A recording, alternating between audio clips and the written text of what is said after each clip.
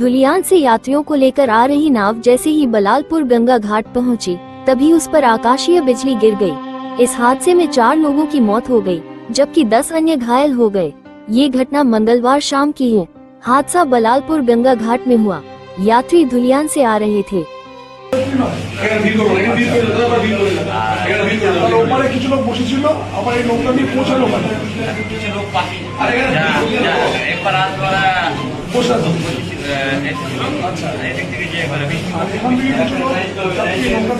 ওখানে গেল, তারপর নৌকা থেকে সব নেমেছিল, সবাই নেমে গেছিল নৌকা থেকে।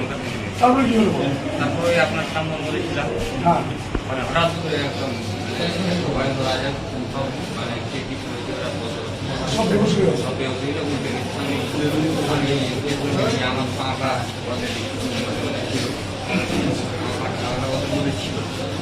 আমি বিদেশ থেকে বেরালাম, সব তো বাকিটা